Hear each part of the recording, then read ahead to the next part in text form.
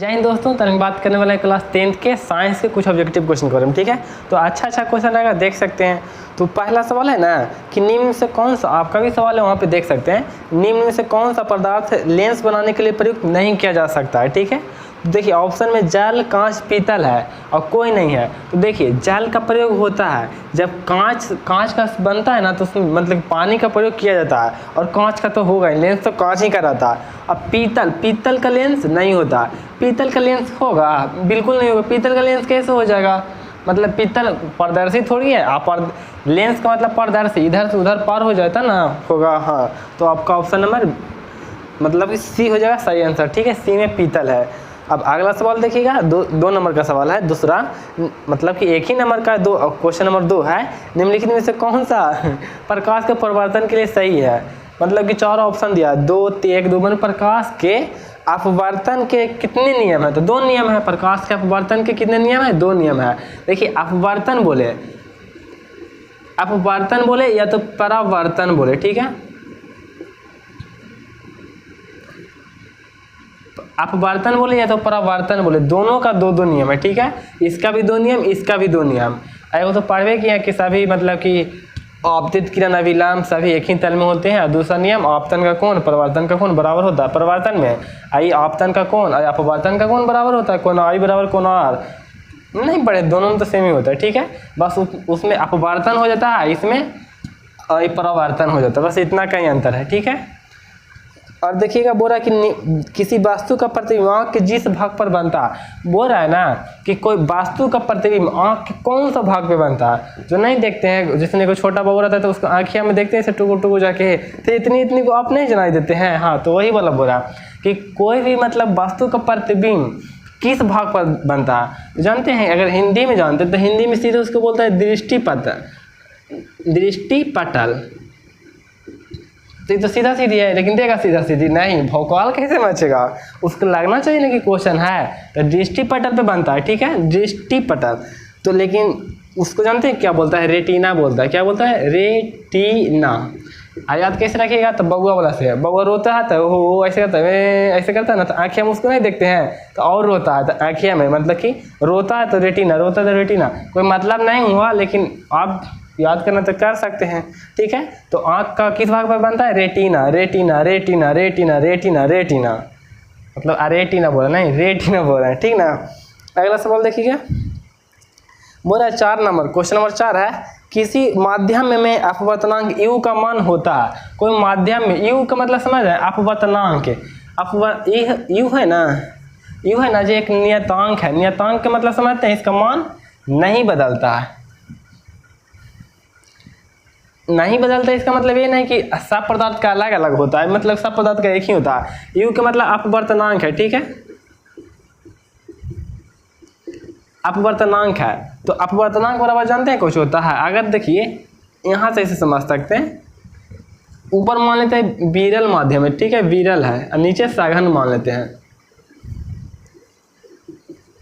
तो अगर कोई प्रकाश इधर से आ रहा है, ऐसे करते प्रकाश हम सीधा चलता है। ठीक है, तो प्रकाश चला ना, तो अगर इधर मतलब कि विरल है, इधर सघन है, तो सघन देखिए इधर से आ रहा है फ्रीडम से मतलब कुछ है ही नहीं है, कम है। जब इधर आएगा नहीं माध्यम में, तो क्या है, उनने कहा जाए एकदम इसको पकड़ेगा, खींचेगा अपनी ओर, तो ऐसे करके एकदम अपनी ओर झुकाएगा, तो मतलब कि खींचेगा इधर, ये अभिलंब है ना, खींचेगा कि हाँ उधर कहाँ भाग रहा है, इधर सघन में ना, मतलब इधर कोई बोलते ही रहे, कोई है ये ना है तो कोई बोलती रहे ना, तो और आराम से।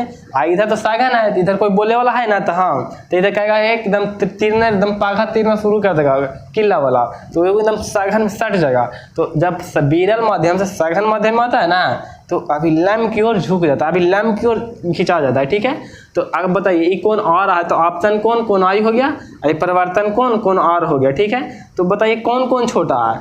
अरे कौन छोटा है? तो कौन छोटा है? कोण और छोटा है, तो विरल से सघन में जाएगा ना, तो कोण और छोटा हो जाएगा। ठीक है, कोण और कुछ हो जाएगा, छोटा हो जाएगा।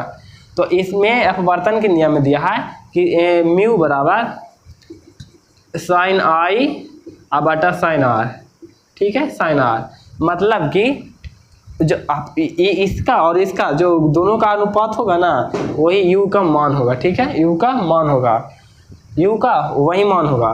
तब बताइए तो इधर भी विरल है सेम माध्यम, जे माध्यम ऊपर है ना, जे माध्यम नीचे है, तो बताइए तो हम सेम माध्यम है, तो प्रकाश अगर आई कोण से आ रहा है तो कौन से जाएगा, आई से चला जाएगा।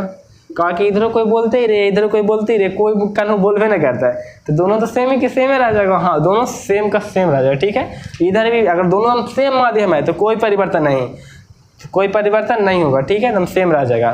तो ये चलिए ठीक ही है। तो मिला जुला कर बोले ना, तो क्वेश्चन क्या था, बोल रहा था किसी माध्यम का अपवर्तनांक यू का मान होता था साइन आई बटा साइन आर होता है, साइन आई बटा साइन आर होता है, ठीक है, साइन आई बटा साइन आर होता है, साइन आई बटा साइन आर होता है, साइन आई बटा साइन आर होता है, ठीक है। अगला देखिएगा, बोला कि एक गोलीय दर्पण की फोकस दूरी प्लस 20 सेंटीमीटर है, ठीक है। एक गोलीय दर्पण है, उसकी फोकस दूरी कितनी है, प्लस 20 सेंटीमीटर। याद रखिएगा प्लस 20 है, यानी कि दर्पण कैसा होगा, उत्तल होगा, ठीक है। दर्पण हो या लेंस, दर्पण हो या लेंस हो, अगर फोकस दूरी प्लस है, क्या है, फोकस दूरी प्लस है, या पावर होता है ना, पावर डायोप्टर में नापते हैं, वो भी प्लस है, दोनों में से कोई प्लस होगा, तो दर्पण या तो लेंस, दोनों क्या रहेगा, यहाँ पे लेंस लिखें, दर्पण या तो लेंस दोनों क्या रहेगा, उत्तल रहेगा, क्या रहेगा, उत्तल रहेगा। यानी कि उत्तल दर्पण का फोकस और क्या बोलते हैं, उत्तल दर्पण या उत्तल लेंस दोनों का फोकस दूरी क्या होता है, धनात्मक होता है, ठीक है। याद रखिएगा, उत्तल उससे ऊपर, उससे उत्तल, उससे ऊपर, उससे उत्तल, मतलब ऊपर के रूट प्लस में होगा, ठीक है। तब देखिएगा, तो बोल रहा है ना कि एक गोली दर्पण की प्लस 20 सेंटीमीटर, तो गोली दर्पण कैसा है, तो बताइए तो कैसा है, उत्तल हो जाएगा, और ऑप्शन नंबर ए बिल्कुल सही आंसर हो जाएगा। इसमें कोई बात ही नहीं था, कोई बात था नहीं, कोई बात नहीं था। अब अगला सवाल देखिएगा, बोल रहा है ना कि एक गोलीय दर्पण की अच्छा, तालाब का जल गहरा दिखाई देने का कारण क्या है, तालाब का जल कम गहरा दिखाई देने का कारण है। देखिए एक बाल्टी देखे हैं, हाँ बाल्टी तो देखे होंगे, इसमें पानी भर दीजिएगा ना ऐसे करके, और एगो सिक्का नहीं है ना ऐसे हेड टेल वाला 1 रुपया के, तो लगेगा कि सिक्का ऊपर आवल है, तो जानते हैं प्रकाश के अपवर्तन के कारण होता है, किसके कारण होता है, अपवर्तन, क्या होता है, अपवर्तन के कारण। ऐसे करके नहीं पढ़े थे, जब यहाँ मतलब कि प्रकाश ऐसे जाता है तो मतलब कि लगता है ना कि ऊपर उठ गया है, मतलब ऊपर उठ जाता है प्रकाश का अपवर्तन के नियम से। ज़्यादा कहेंगे तो इसको भी बता देंगे, ठीक ना। अब अगला सवाल देखिएगा, बोला अवतल दर्पण की फोकस दूरी होती है, अवतल जब दर्पण ले उत्तल के पढ़ लिए कि ऊ से उत्तल, ऊ से ऊपर प्लस होता है, तो अवतल का क्या हो जाएगा, माइनस हो जाएगा। यानी कि ऑप्शन नंबर अवतल दर्पण की फोकस दूरी कैसे होती है, ऋणात्मक, ए हो जाएगा, ठीक है, क्या हो जाएगा, ए, ऑप्शन नंबर ए हो जाएगा। अगला मतलब कि 7 का ऑप्शन नंबर ए हो जाएगा, क्वेश्चन नंबर 7 का ऑप्शन नंबर ए हो जाएगा। अब अगला सवाल देखिएगा, बोला किसी अवतल दर्पण की फोकस दूरी एफ है और वक्रता त्रिज्या आर है, तो एफ और आर के बीच संबंध निकालना है। जानते हैं आप लोग इसमें बहुत कन्फ्यूजन रहते हैं कि क्या होगा, एफ बराबर आर बटा 2 कि आर बराबर एफ बटा 2। देखिए कैसे याद रखिएगा, बोल रहा है कि एक दर्पण है, ठीक है, तो उसकी फोकस दूरी एफ है और वक्रता त्रिज्या आर है। तो याद रखिएगा जब कोई ऐसा होता है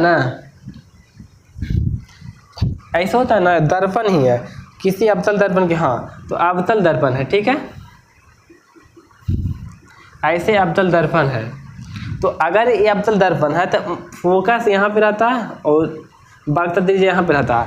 तो जब फोकस को मतलब कि नहीं कहते फोकस कर, जब फोकस को 2 बार जोड़ दिया जाता है, मतलब 2 बार फोकस किया जाता है, तब आपको सेंटर मिल जाता है। कौन सा मिलता है, सेंटर। हालांकि याद करने के लिए ऐसे कर सकते हैं, कोई मतलब नहीं हुआ। तो 2 बार फोकस प्लस फोकस, ये दोनों बराबर होता है, तो फोकस प्लस फोकस यानी कि एफ प्लस एफ बराबर आर, ठीक है। याद कैसे रखिएगा कि 2 बार फोकस करो, तब आपको क्या मिलेगा, केंद्र में सफलता मिल जाएगा। तो एफ प्लस एफ, ठीक है, तो 2f हो जाएगा ना, एफ प्लस एफ बराबर आर हो जाएगा, ठीक है। तो अब एफ मतलब आर बराबर 2f, आर बराबर कौन आ गया, 2f आ गया। अब जॉन ऑप्शन के हिसाब से इधर उधर भेज के देख लेते हैं, तो क्या आर बराबर 2f है, आर बराबर 2f ऑप्शन नंबर बी हो जाएगा, ठीक है। आर बराबर सीधी 2f दिया है, हाँ, और इतनी याद रखिएगा कि आर बराबर ऐसे रखेगा ना कि तो इधर बाटा में ले आएगा तो उलझा जाएगा, ऐसे आर प्लस एफ बराबर आर कर दीजिएगा तो समझ जाइएगा, ठीक ना। बोल रहा है कि इलेक्ट्रिक हीटर की कुंडली बनाने में किस पदार्थ का उपयोग किया जाता है। इलेक्ट्रिक हीटर का नाम सुने हैं, नहीं सुने हैं, गाँव के होंगे जो सुने होंगे। हीट है, जो मतलब कि लाल लाल नहीं चलता है, हाँ वही वाला हीट है, वही वाला। अच्छा, तो हीटर का कुंडली होता है ना, हीटर का जो हीटर का कुंडली होता है ना, ऐसे ऐसे ऐसे ऐसे ऐसे ऐसे ऐसे ऐसे ऐसे कर करके मतलब कि ढेर सा मतलब घेरा घेरा होता है। तो हीटर का कुंडली होता है नाइक्रोम का, किसका होता है? नाइक्रोम का, नाइक्रोम का, ठीक है। निकेल, नाइक्रोम भी अकेला चीज नहीं है, बोलेगा नाइक्रोम क्या तत्व है कि यौगिक है कि मिश्रण है? तो मिश्र धातु है। क्या है? मिश्र धातु, मिश्रण नहीं मिश्र धातु है नाइक्रोम। नाइक्रोम का है मिश्र धातु है, ठीक है। ये किससे बना होता है? निकेल प्लस क्रोमियम से, निकेल प्लस क्रोमियम से बना होता है, nickel plus chromium, nickel plus chromium से बना होता है, ठीक है। नाइक्रोम विद्युत हीटर का फिलामेंट इसको भी बोल सकते हैं, ठीक है। अब अगला सवाल देखिएगा, एक यूनिट ऊर्जा का मान होता है, एक यूनिट ऊर्जा का मान होता है, एक यूनिट, एक 1 यूनिट ऊर्जा का मान होता है, ठीक है, ऊर्जा का मान होता है। तो एक यूनिट ऊर्जा बराबर जानते हैं कितना होता है? याद रख सकते हैं 3.6 गुना 10 के पावर 6 जूल होता है, ठीक है, जूल होता है, 6 जूल होता है, ठीक है। 3.6 गुना 10 के पावर 6 जूल होता है, ठीक है। इसको याद करना चाहते कर सकते हैं।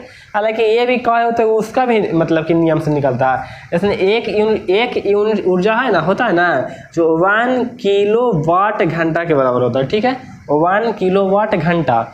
ये वाट है जो किसका मात्रक है? शक्ति का है, दोनों का गुणक रहेगा तो फिर ऊर्जा बन जाएगा। तो 1 किलो, तो 1 किलो में कितना होता है? 1000 होता है कि नहीं होता है? 1000 होता है ना। और घंटा को 3600 से गुना कीजिए, 3600 से, मतलब 1 घंटा में कितना सेकंड होता है, कहने का मतलब हुआ। तो 1 घंटा में 60 मिनट, 60 और हर एक मिनट में 60 सेकेंड, यानी कि 1 मिनट में 60 सेकेंड, और हर एक मिनट में मतलब कि हर एक घंटा में 60 मिनट, और हर एक मिनट में 60 सेकेंड। तो 2 बार 60 से गुना कराइएगा ना तो काम हो जाएगा। मतलब काम क्या हो जाएगा? अच्छा, तो 60 गुना 60, तो 3600 डायरेक्ट लिख देते हैं। तो देखिए, तो छोटा का कितना हो गया? 36, और गुना 1 2 3 4 5, 10 के पावर कितना हो गया? 5। लेकिन अब बताइए हमको 6 हमेशा चलता है ना इस मैथ साइंस, 3 पावर 3 रहेगा, 6 रहेगा, 9 रहेगा, 12 रहेगा, ऐसे चलता है। ऐसे के इसको बोलते हैं के, और यूट्यूब पर व्यू देखते होंगे तो उसको बोलते हैं मिलियन, इसको बोलते हैं बिलियन, इसको बोलते हैं ट्रिलियन, ऐसे करके होता है कि नहीं? यही है। तो इसमें से कोई आया है नहीं, तो इसको 6 बना देते हैं। तो 10 से क्या करते हैं? भागा दे देते हैं, और 10 से गुना करा देते हैं, कोई दिक्कत नहीं। तो इसको भागा देंगे तो 3.6 बन जाएगा, गुना 10 के पावर 5 1 6 हो जाएगा, ठीक है। तो इसी को बोलते हैं 3.6 गुना 10 के 3.6 गुना 10 के पावर 6 जूल। कोई बड़ा बात नहीं है। अब नहीं याद रहेगा ऑपरेशन कर दीजिएगा तुरंत, ऑपरेशन करने में तो माहिर होंगे। अगला सवाल देखिएगा, बोल रहा है ना कि वोल्ट मीटर को विद्युत सॉरी किलोवाट घंटा इकाई होती है। तो हो गया 10 नंबर, तो क्वेश्चन हो गया। 10 का ऑप्शन नंबर कितना है? डी है। 10 का ऑप्शन नंबर कितना हो जाएगा? डी हो जाएगा, ठीक है, डी हो जाएगा। अब देखिए कभी कभी ऑप्शन में मतलब कि नहीं लिखूंगा या छूट जाएगा तो टेंशन नहीं है, यहाँ पे लिख देता हूँ बार बार आंसर, तो आप वहाँ से भी देख सकते हैं। अगला सवाल देखिएगा ना कि ये मतलब कि किलोवाट घंटा इकाई है। तो आपकी तो लिखे थे बउआ जी किलोवाट घंटा, किसका कम मात्रक है? ऊर्जा का। इसी से तो मतलब कि डिराइव करके लाए थे 1000, और ये तो वाट है जो मात्रक नहीं होता है, गुना 60 गुना 60, इसी से तो सोल्व करके लाए थे। तो किलोवाट घंटा किसका मात्रक होता है? ऊर्जा का, ऊर्जा का। याद रखिएगा आपको कार्य बोले या तो ऊर्जा बोले या तो ऊष्मा बोले, तीनों का मात्रक जूल होता है। क्या होता है? जूल, जूल होता है, ठीक है। इसका सीजीएस मात्रक कैलोरी होता है, सीजीएस मात्रक कैलोरी, और एसआई मात्रक जूल, एसआई मात्रक जूल और सीजीएस मात्रक कैलोरी, ठीक है। कार्य बोले, ऊर्जा बोले, ऊष्मा बोले, कार्य ऊर्जा ऊष्मा, कार्य ऊर्जा ऊष्मा, तीनों में ऊ आएगा। देखिए कार्य नहीं, इसमें नहीं रा ऊर्जा ऊष्मा, तीनों का ऐसे मतलब कुछ हो जाए जूल हो जाएगा, ठीक है। अगला सवाल देखिएगा, इसका 11 का ऑप्शन नंबर ए सही हो जाएगा, ऊर्जा की हो जाएगा, ठीक है। विद्युत फ्यूज विद्युत धारा के किस सिद्धांत पर कार्य करती है? विद्युत फ्यूज विद्युत धारा के किस सिद्धांत पर कार्य करती है? देखिए आप फ्यूज वगैरह के नाम सुने होंगे। देखिए याद वाद कुछ नहीं करना होता, सब चीज़ों को समझना होता है, ठीक है। याद वाद कुछ करना नहीं होता, सब चीज़ों को समझना होता है। तो समझ जाइएगा, आपका काम ओके हो जाएगा। तो बोल रहा है ना कि विद्युत फ्यूज विद्युत धारा के किस सिद्धांत पे कार्य करती है। बितिकना फ्यूजवा के देखे हैं? नहीं देखे हैं, कोई बात नहीं है। ऐसे रहता है, फिर इतना दूर के बाद ऐसे ऐसे करके इतना दूर मेटल रहता है, मतलब कॉपर वगैरह रहता है, वहाँ पर ऐसे करके रहता है, ठीक है। और यहाँ पे इतनी को कांच का फ्यूज बना हुआ रहता है, तार रहता है, मतलब कि कांच का फ्यूज नहीं रहता, यहाँ से यहाँ तार जोड़ता है, एक कॉपर का ही तार रहता है। तो जानते हैं किस सिद्धांत पे कार्य करता है? बोलता है ना कि हमको ऐसा लाइन ले जाएगा, लेकिन इसका जानते हैं प्रतिरोध क्या रहेगा? बहुत कम रहेगा, ठीक है। क्या रहेगा? क्या रहेगा? बहुत कम। और जानते हैं प्रतिरोध तो बहुत कम रहेगा, लेकिन इसका रहेगा ना गलनांक, सॉरी, यहाँ पे प्रतिरोध बहुत ज़्यादा रहेगा, ठीक है, बहुत ज़्यादा रहेगा प्रतिरोध। और गलनांक क्या रहेगा? गलनांक बहुत कम रहेगा। मतलब कि कहे का मतलब हुआ ना कि लाइन जाए ना तो प्रतिरोध क्या रहेगी, मतलब कि उसको लाइन को प्रतिरोध बहुत ज़्यादा होगा, अब मतलब कि गलनांक बहुत कम होगा, तुरंत गल जाए, ठीक है। प्रतिरोध क्या होना चाहिए? बहुत ज़्यादा होना चाहिए, गलनांक बहुत कम होना चाहिए। मतलब कि उसमें लाइन क्या ना, तो गर्म हो ना, तो नहीं गर्म होगा, गल ही नहीं रहता, तो क्या आपको बोले रेफ्रिजरेटर, फ्रीज, पंखे सब तूफान उड़ जाएगा एक के साथ है, तो तुरंत गल के हट जाए, मतलब टूट जाए, यहाँ से क्या हो जाए? टूट जाए। तो टूटेगा कब? जब इसका गलनांक बहुत कम होगा, तुरंत गल जाएगा, ठीक है, गलनांक बहुत कम होगा। अब प्रतिरोध का मतलब कि हाई, मतलब कि मतलब करंट को रोक सके, ठीक है, हाई करंट को रोक सके। तो आज छोड़िए नहीं इतना, विद्युत धारा के उष्मीय प्रभाव पे काम करता है। जैसे गल जाता है ना, इसी को बोलते हैं उष्मा दिया तो गल गया, उष्मीय प्रभाव था, उष्मा दिया तो गल गया, उष्मीय प्रभाव, ठीक है। विद्युत धारा के कौन सा प्रभाव हो जाएगा? उष्मीय प्रभाव हो जाएगा। गर्मी लग रहा है आपको? नहीं लग रहा? नहीं लगेगा। अगला सवाल देखिएगा, वोल्ट मीटर के परिपात में किस क्रम में जोड़ते हैं? वोल्ट मीटर को परिपात में जानते हैं कौन सा क्रम में जोड़ते हैं? ऐसा रहता है ना, ऐसे, मतलब कि ये प्रतिरोध है, ये ऐसा रहता है, ठीक है। मान लीजिए इधर भी कोई प्रतिरोध है, ऐसे है, तो वोल्ट मीटर को जानते हैं ऐसे करके जोड़ते हैं। क्यों? वोल्ट मीटर का ऐसे करके जोड़ते हैं, यही वोल्ट मीटर है। क्यों जानते हैं? वोल्ट मीटर दो बिंदुओं के बीच के विभव मापता है ना, तो यहाँ के बीच के विभव मापेगा, मान प्रतिरोध के बीच के विभव मापेगा, तो भाई तो वोल्ट मीटर कहलाएगा। तो वोल्ट मीटर क्या, वोल्ट मीटर को कौन क्रम में जोड़ते हैं? ये कौन क्रम है? कौन क्रम है? समानांतर क्रम है। कि पता भी नहीं चलेगा किन्हीं को कि समानांतर क्रम कैसे है। समानांतर क्रम उससे नहीं है, जब कोई के पैरेलल रहता है ना, ये मतलब एक दूसरे को पैरेलल, तो समानांतर क्रम हो जाता है, ठीक है।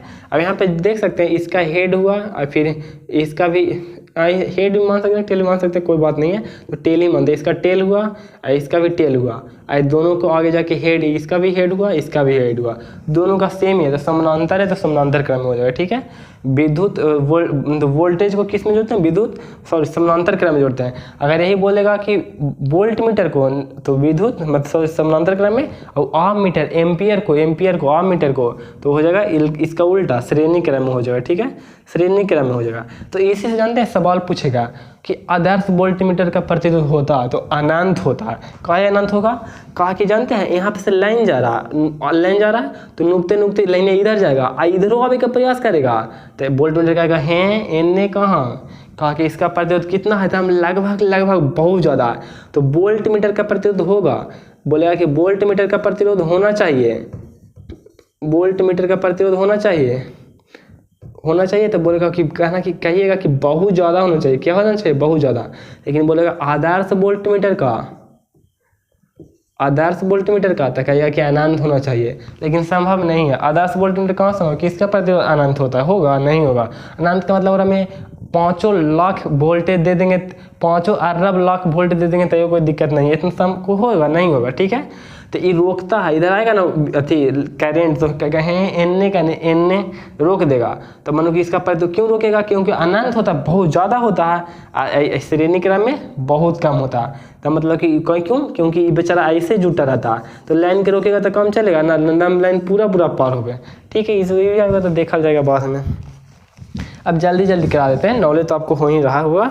अगला देखते हैं, विद्युत परिपथ में दो बिंदुओं के बीच को विभवांतर मापने वाले प्रयुक्त होता है। और दो बिंदुओं के बीच में जो विभवांतर होता है उसको क्या बोलते हैं, वोल्टमीटर बोलते हैं। यानी कि 13 का तो ऑप्शन नंबर कौन सा हो जाएगा, समानांतर क्रम बी हो जाएगा, 13 का हो जाएगा बी। और 14 बोल रहा है कि विद्युत परिपथ में दो बिंदुओं के बीच विभवांतर मापने वाले के लिए प्रयुक्त होता है, तो वोल्टमीटर होता है। विभवांतर मापेगा वोल्टमीटर हो जाएगा, ठीक है, तो बी हो जाएगा, उस 14 का भी बी हो जाएगा। जल विद्युत षड्यंत्र, जल विद्युत षड्यंत्र के सुने हैं, जो नदी पर नहीं बना होता है, आपके नदी पर नहीं, भूताही नदी पर नहीं, बड़का नदी पर, बड़का जो मतलब कि हिरंत नाम सुने होंगे, हीराकुंड, इसमें तो आप पढ़े ही होंगे ना। अरे यार SST में तो आता है पढ़ना, तो उसको हीराकुंड होता है, बड़ा बड़ा जलाशय, उसका नहीं पढ़ते, विद्युत उत्पादन करता, प्रमुख लाभ वगैरह में इसमें आता है, किसानों को पानी पहुंचाना, तो इसमें होता है ना। तो क्या हो जाएगा ना, विद्युत क्या बोल रहा है, जल विद्युत षड्यंत्र किस ऊर्जा को विद्युत ऊर्जा में बदलता है, तो जल विद्युत षड्यंत्र होता है ना, जो पानी से मतलब कि ऊपर से पानी गिरता है और उसको लाइन बना देता है, पानी गिरता है लाइन बनाता है, तो स्थितिज ऊर्जा को विद्युत ऊर्जा में, स्थितिज ऊर्जा को विद्युत ऊर्जा में, स्थितिज ऊर्जा को विद्युत ऊर्जा में। तो ऑप्शन नंबर कौन सा हो जाएगा, बोल रहा है कि किस ऊर्जा को रूपांतरित करता है, विद्युत ऊर्जा में रूपांतरित करता है, तो स्थितिज ऊर्जा, ऑप्शन नंबर डी हो जाएगा, ठीक है। 15 का हो जाएगा डी, 15 का डी। जल्दी जल्दी कर देते हैं थोड़ा सा ना।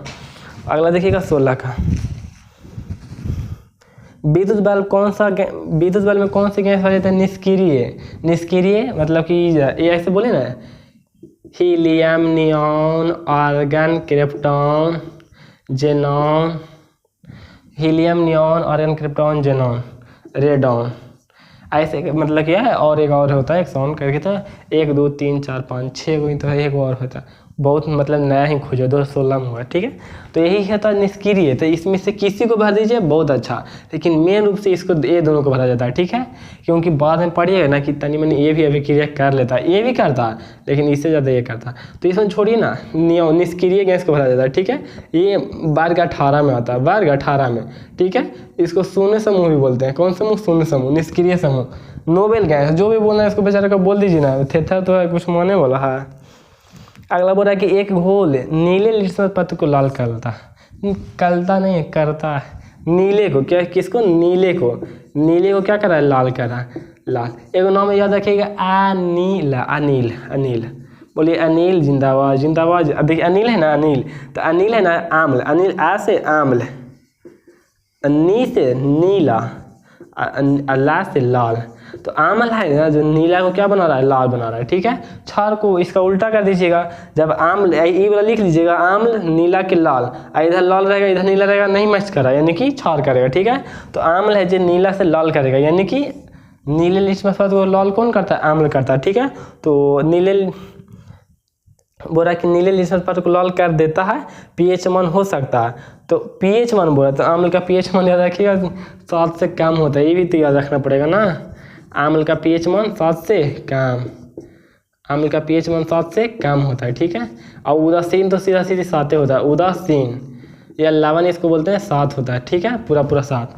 क्षार होता है ना, क्षार 7 से ज़्यादा होता है। ऐसे नहीं कहते हैं जो छीलन करती है ना, जिसमें कुछ औरत या औरतें ज़्यादा करती हैं, कुछ खरीदे गई था बहुत छीलन करेगी ना जी, अगर बता दी कि 1600 की साड़ी है, सीधे बोले कि 400, आपको सोच के हालत खराब हो जाएगा कि इतना कम ही बोला जाता है, और उसमें जानते हैं 400 में 500 में खरीद के चली जाएगी, तो छीलन करेगी ना, उसका pH मान कितना हो जाएगा, ज़्यादा बताएगा, pH मान कितना बताएगा, ज़्यादा, इतनी 7 से बड़ा होना चाहिए, ठीक है।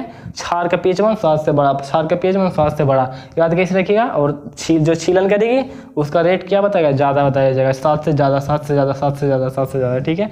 ये अपने से याद हो जाएगा, दोनों याद कीजिए, कन्फ्यूजन में रहिएगा, एक याद कीजिए, कोई आप जो आपको याद होता है, जो ट्रिक से जो मतलब कि आपको दिमाग में बैठ जाता है, छीलन करेगी 7 से ज़्यादा बताया जाएगा, ठीक है। तो मतलब उदासीन ट्रिक कब काम करता है, जब आप मल्टीपल टाइम्स रिवीजन करते हैं, ठीक है। अब अगला सवाल देखिएगा, विद्युत बल्ब में कौन सी गैस पाई जाती है, तो क्या हो जाएगा, निष्क्रिय गैस हो जाएगा, ठीक है।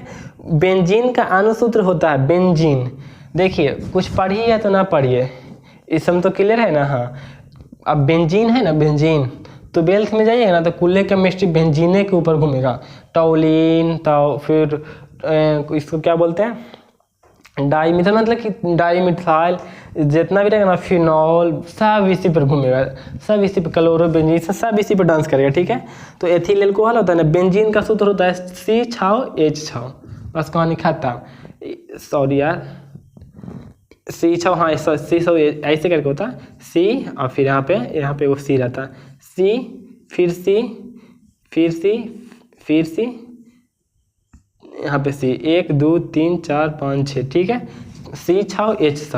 और यहाँ पे जानते हैं ये दोनों कार्बन के बीच में डबल बॉन्ड रहता है, एक आगे उसके छोड़ के, ठीक है। तो कार्बन 4 बॉन्ड बनाता है तो क्या बॉन्ड हो गया, इसका भी 3 गो हो गया, 1 2 3 गो, इसका 3 गो हो गया, 1 2 3 गो, तो सभी के साथ एक आगे हाइड्रोजन रहेगा ना, तो सबका काम पूरा हो जाएगा, ठीक है। ये आएगा 2 नंबर में भी आ सकता है, ठीक है। यही हो गया बेंजीन, लिख दीजिएगा बेंजीन का सूत्र, और बढ़िया से लिखिएगा, अक्षर बैठा, क्योंकि बिहार बोर्ड में 20% नंबर अक्षर पर भी मैंने रखता है, तो अक्षर बैठाइएगा, लिखिएगा बेंजीन का सूत्र C6H6, और ऐसे पार दीजिएगा, काम बन गया, ठीक है। बेंजीन का सूत्र C6H6, नहीं ऑप्शन बोलेंगे फिर भी आपको समझना है कि ऑप्शन नंबर C हो जाएगा सही आंसर। एथिल एल्कोहल का एक नाम होता है एथिल एल्कोहल, देखिए एथिल एल्कोहल, देखिए अंतिम में ऑल आ रहा है ना, एल्कोहल का मतलब कि लास्ट में होता है OH लगा हो जाता है, ठीक है, एल्कोहल। ऐसे में रखेंगे C2H5OH, ये हो गया एथिल एल्कोहल, यही एथिल एल्कोहल। तो इसका एक नाम बोल रहा है, ठीक ना, एथिल एल्कोहल का एक नाम, तो अंतिम में क्या लगा है, ऑल लगा हुआ है। तो देखिए ऑप्शन देखते हैं, एथेनॉल, एथेनॉल, तो अंतिम में जो नॉल है, नॉल, यही आंसर हो जाएगा, ठीक है। देखिए ऑल नॉल है ना, मतलब कि इसका लास्ट नहीं तो बोलते हैं कि उपसर्ग प्रत्यय, तो प्रत्यय लिया जाता है, तो ऑल है ना, ऑल, यही हो जाएगा एथेनॉल, कहा कि एथिल तो है ही, तो एथेनॉल, ठीक है, देख लीजिएगा एथेनॉल, ऑप्शन नंबर आपका हो जाएगा। और जो बाकी दिया ना एथेनॉल और एथेनोन, कीटोन कहा था, एथेनोन, एथेनोइक अम्ल है ना, जो COOH का होता है, COOH, इसको अम्ल पढ़ते हैं, एथेनोइक अम्ल हो जाएगा, ठीक है। और नल है ना, नल, वो AL वाला है, ठीक है। अब अगला सवाल देखिए, बेंजीन हो गया, एथिल एल्कोहल हो गया, CN और लिखा हुआ H2N, किसका मतलब सूत्र है, CnH2n किसका सूत्र है। देखिए अगर प्लस रहेगा तो एथेन हो जाएगा, प्लस नहीं रहेगा एथीन हो जाएगा, एथिलीन हो जाएगा। देखिए कैसे होता है, CnH2n +2, अगर +2 है तो एथेन हो जाएगा, ठीक है, एथेन। अगर CnH2n है, जुटल नहीं है, देखिए इसमें जुटल है, N 2n करके जुट गया तो एथेन, नहीं जुटा तो एथीन। आ घाट गया CnH2n -2, तो ये हो गया एथेलीन, लीन, और CnH2n -1 है, तो ये हो +1, ये एथेलीन, तो एथेलीन, सॉरी, तो यहाँ पे एथेन पढ़े ना, तो एथेन से नहीं चलेगा, क्योंकि एथेन है ना जो कि कार्बन 2 कार्बन रहेगा तब ना हो जाएगा, तो इसको बोलते हैं अल्केन। हालांकि वही वाली है एथेने वाला, बस हम एन का मान 2 रख दिए थे, ठीक है। और अल्केन है ना, तो अल्कीन, सब यही सफिक्स रहेगा, अल्कीन, आई हो जाएगा अल्काइन। देखिए अंतिम में है ना इन वाला, एथाइन, ऐसे करके आएगा एथाइल, एथाइल, तो एथाइल नहीं होगा, जैसे अल्काइल ना, तो अल्काइल आएगा, अल्काइल, ठीक है, बाकी सेम ही रहेगा। 2 है तो एल्केन, एल्काइन, अल्काइल, सब कहानी खत्म। हाँ गया, जोड़ दिया तो केन जोड़ कर केन ऐसे मार गए, एक थप्पड़ मारा, दूसरा थप्पड़ मारा, केन मारो, एल्कीन नहीं जोड़ा तो कुछ नहीं, तो एल्कीन, घटा दिया अल्काइन, एक जोड़ा अल्काइल, 2 3, तो ये लिख लीजिएगा, नहीं याद होगा ना, इसका नसीब खराब है, आपका नहीं। बोल रहा है ना कि लोहे की परमाणु संख्या कितनी होती है, 26 होती है, लोहे की परमाणु संख्या 26 होती है। अब इस हम ज़्यादा नहीं बताएंगे। लोहे की परमाणु संख्या कितनी होती है? 26 होती है। सब चीज़ को ठीक से नहीं ना याद किया जा सकता है। लोहे की परमाणु संख्या कितनी होती है? 26 होती है। बोला स्टेनल स्टील में लोहा एवं कार्बन के अलावा कौन सी होती है? तो निकेल और क्रोमियम होती है। ठीक है, स्टेनल स्टील में 22 का ऑप्शन नंबर क्या हो जाएगा? सी हो जाएगा। स्टेनल स्टील में कितनी हो जाएगी? और मतलब कि निकेल और क्रोमियम हो जाएगा। स्टेनल स्टील कुछ याद करना पड़ेगा आपको। याद करना पड़ेगा मतलब याद करना नहीं ना याद होता है, छोड़ दीजिए, कोई दिक्कत नहीं है। मतलब तो कोई थोड़ा थाने में नहीं दिक्कत है, बाद में फिर याद होगा ना, परीक्षा के बाद होगा। परीक्षा के बाद मतलब याद हो जाएगा, काम चल जाएगा जो। लेकिन हौला कम से कम उसको याद रखिएगा, कम से कम। ज़्यादा से ज़्यादा कुछ भी कर सकते हैं। पीतल है, पीतल क्या है? पीतल है जो मिश्र धातु है। पीतल इधर से लिखा था, आप हिंदी में भी मतलब कि देखते पीतल। चेक करने वाला का ध्यान कहाँ पहुँच जाए कोई ठीक नहीं है। पीतल है ना जो मिश्र धातु है। कौन धातु है? मिश्र धातु है। ठीक है, अब मिश्र धातु किसका जानते हैं? पीतल को याद रखिएगा पिताजी से। किसको से? पिताजी से। पिताजी मतलब पी से पीतल, ता से तांबा, जी से जस्ता, पिताजी नहीं बतलाएगा। पीतल तो पिताजी, पी से पीतल, ता से तांबा, जी से जस्ता। तो पीतल एक मिश्र धातु है, बना होता है किसका? तांबा प्लस जस्ता। कन्फ्यूजन रहेगा तो आप में कन्फ्यूजन रहेगा, इसमें नहीं। मतलब आप ही नहीं याद कीजिएगा। पिता निम्नलिखित में से कौन सा यौगिक कौन आम्ल है? और कौन आम्ल है? तो ये मतलब क्या यार बच्चा वाला सवाल करता है। H2SO4 है जो आम्ल है। ठीक है, HCl आम्ल है, HNO3 आम्ल है। इसमें सब आम्ल होता है। ठीक है, आम्ल होता है, तगड़ा आम्ल है, पावरफुल आम्ल है। ये भी पावरफुल है, लेकिन ये भी पावरफुल है, ये ज़्यादा पावरफुल। ठीक है, ये सब आम्ल है। तो इसमें ऑप्शन नंबर बी है, आम्ल हो जाएगा। ठीक है, N2O है ना, धातु का ऑक्साइड है, सोडियम का ऑक्साइड, और लास्ट वाला कैल्शियम का ऑक्साइड। इसमें सब क्षारीय होता है, कॉपर का ऑक्साइड। ठीक है, ये भी क्षारीय होता है, बहुत कम होता है, पावर कम हो जाता है। ठीक है, ऑप्शन नंबर क्या हो जाएगा?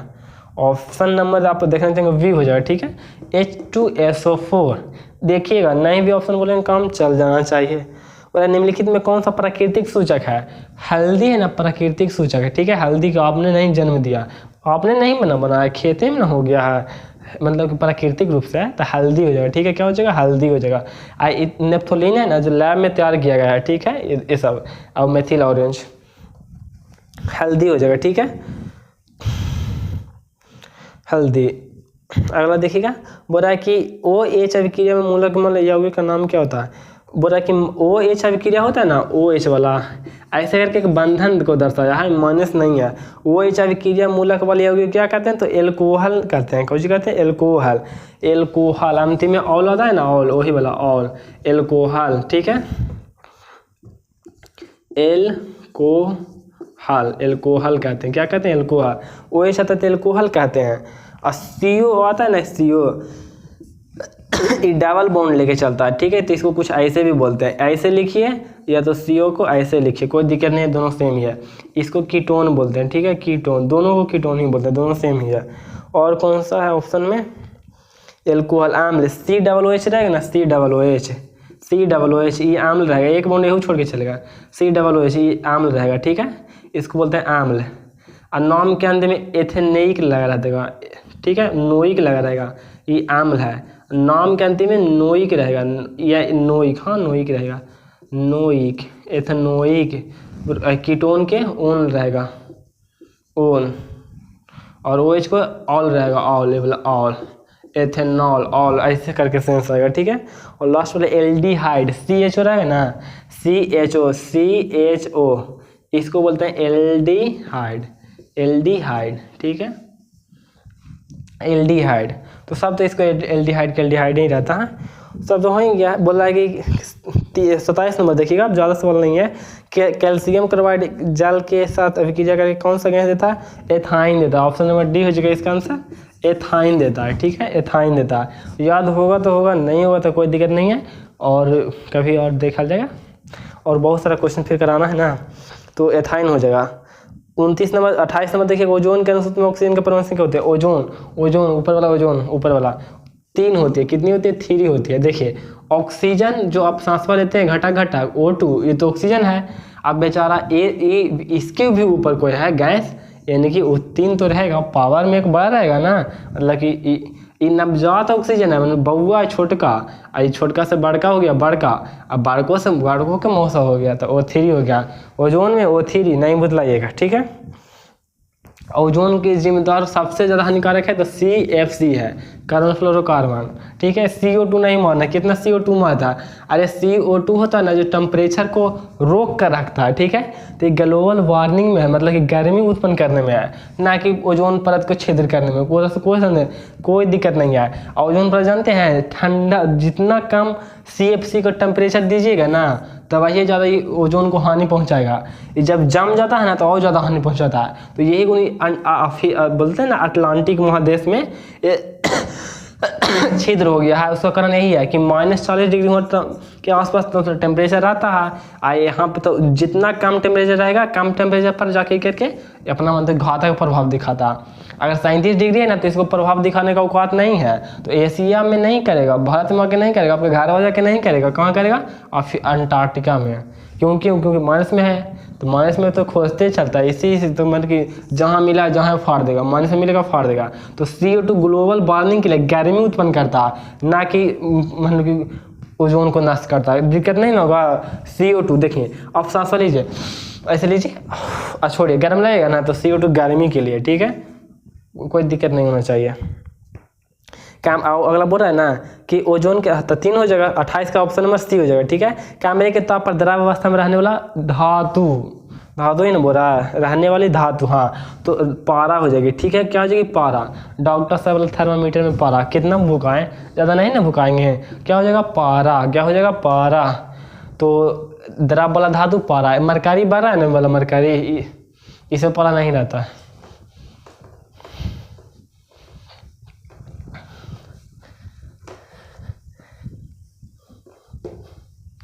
आपको सवाल नंबर कितना देखिएगा, तो पारा कहाँ रहेगा? थर्मामीटर में। और कमरे के ताप पर द्रवावस्था में रहने वाला धातु मतलब कि मेटर रहेगा जब पारा रहेगा। आधातु ब्रोमीन। ज़्यादा तंग नहीं करेंगे फिर कन्फ्यूजन में रहिएगा। फिर बोल रहा है ना कि सरलतम हाइड्रोकार्बन है। सरलतम मतलब सीधा साधा, सबसे मतलब उसमें एक ही कार्बन हो, ठीक है। तो क्या हो जाएगा? मीथेन हो जाएगा, मीथेन उसमें एक कार्बन है। अब बाकी इसमें में प्रोपेन ब्यूटेन में 1 2 3 4 ऐसे कार्बन, ठीक है। तो मीथेन हो जाएगा, ऑप्शन नंबर ए हो जाएगा। 30 का ए हो जाएगा, 30 का ए। निम्नलिखित में से कौन क्षारीय ऑक्साइड है? क्षारीय ऑक्साइड के नाम जान रहे हैं ना? क्षारीय ऑक्साइड देखिए SO2 NO2 P2O5, SO2 NO2 P2O5, ये तीनों अम्लीय ऑक्साइड है, ठीक है। SO2 NO2 P2O5 तीनों मनु की आ धातु का ऑक्साइड है, मनु की सल्फर के है, नाइट्रोजन का है, फास्फोरस के। आ धातु का ऑक्साइड अम्लीय होते हैं, तीनों तो अम्लीय है। ये आ धातु याद रखिएगा ना कि सल्फर का परमाणु संख्या 14 होता है, 16 होता है, आ धातु है। नाइट्रोजन का परमाणु संख्या 7 होता है, आ धातु है। फास्फोरस का संख्या 15 होता है, आ धातु है। आ धातु से ऑक्सीजन से विक्रिया करेगा तो अम्ल बनाएगा, आधात्विक ऑक्साइड बनाएगा, ठीक है। ये सब याद करना पड़ेगा। तो ऑप्शन नंबर डी होता है ना, डी Na2O, इस सोडियम का ऑक्साइड है। किसका ऑक्साइड? सोडियम का। सोडियम का ऑक्साइड है, यानी कि सोडियम धातु है। धातु का ऑक्साइड होते हैं क्षारीय। धातु का ऑक्साइड क्या होते हैं? क्षारीय होते हैं, क्षारीय, ठीक है।